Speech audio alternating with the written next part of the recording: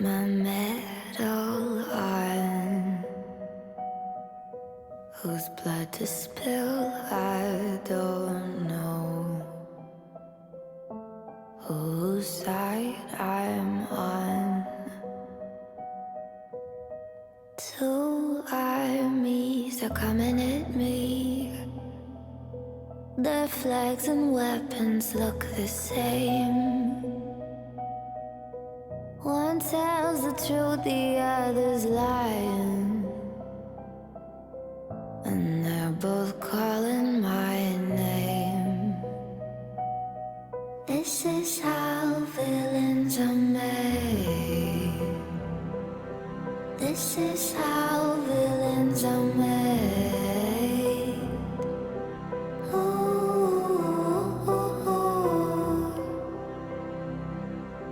no one ever starts that way.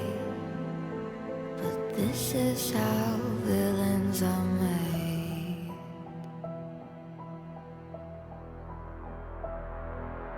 Time to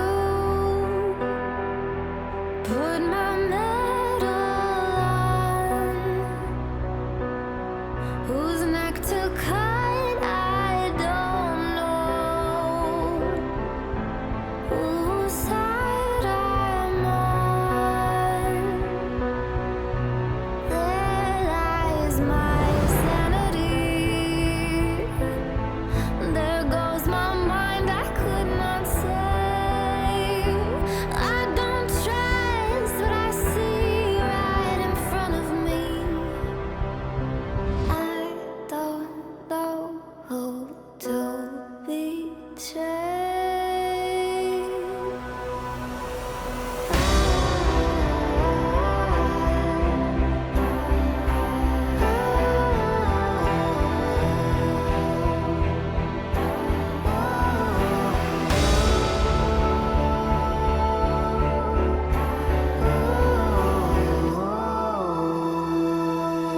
This is how villains are made. This is how villains are made.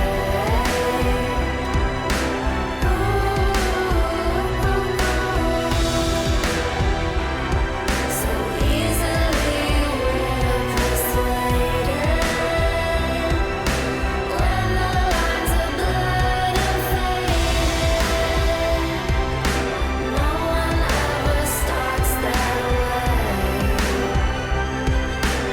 This is how villains are made.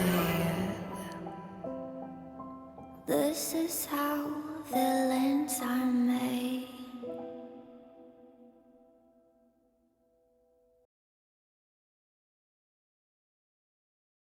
House of the Dying Sun, Inferno at Rhal'Tuum Prime, the end of days. They know you're coming, and there's nothing they can do now. Extinguish the light of the throne world.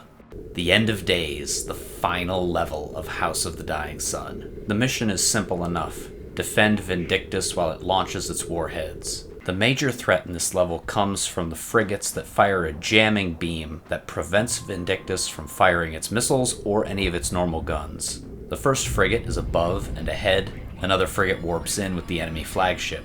Knocking out these frigates is our top priority. If we don't, the damage to Vindictus can spiral out of control, especially from the sets of kamikaze interceptors that warp in regularly. Other enemy reinforcements include sets of destroyers, and corvettes that warp in with a pair of fighter escorts. But Vindictus takes these out with relative ease. Is it just me, or are the frigates in this level extra accurate? Running gap drive with no shields seems like a nifty way to add another hole to your head. My speed run uses shields and gap drive, though gap jumping to the left or right of the frigates as opposed to above or below seems to increase your chances of avoiding railgun dental work. The strategy is to leap immediately to the first jamming frigate, destroy it with a volley of purifiers. After that, kill whatever you can get your crosshairs on until the flagship and second jamming frigate arrives. At that point, the frigate is again your top priority, followed by the flagship. The jamming frigates will affect how long it takes you to complete the level, because we have to wait on Vindictus to fire off all of its warheads.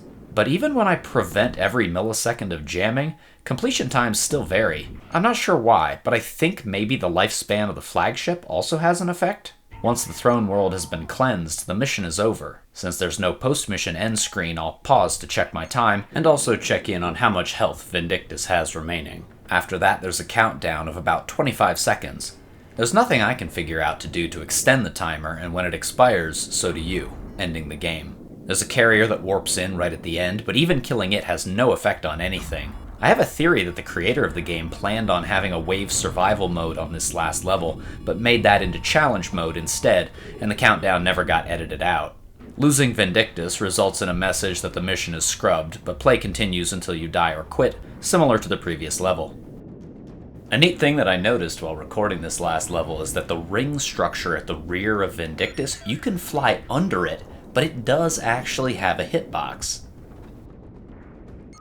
Before I get to my fastest run, I'd like to talk about game design with respect to House of the Dying Sun. Every single ship in this game can be destroyed in one pass with the right loadout. Compared to games like X-Wing or TIE Fighter with beefy capital ships requiring waves of coordinated torpedo runs, and Dying Sun capital ships feel downright brittle. I suspect it's a conscious decision to make Dying Sun feel fast, deadly, and more than a little lonely. The player is not on a team, he is a vengeful solo killer. The final difficulty removes all the allied capital ships, and wingmates aren't so much allies as host bodies for you to possess at will. The brittleness extends to the player's ship, which amps up the tension, but I would love to have longer, more drawn-out fights, more enemies, more battleship slugfests. Higher levels in challenge mode demonstrate fights on a magnitude that you just don't see in the campaign, and I think that's a pity. I do love the variety of styles that different loadouts lend themselves to. Running an extra bomb rack and armor loadout is honestly like flying a totally different ship.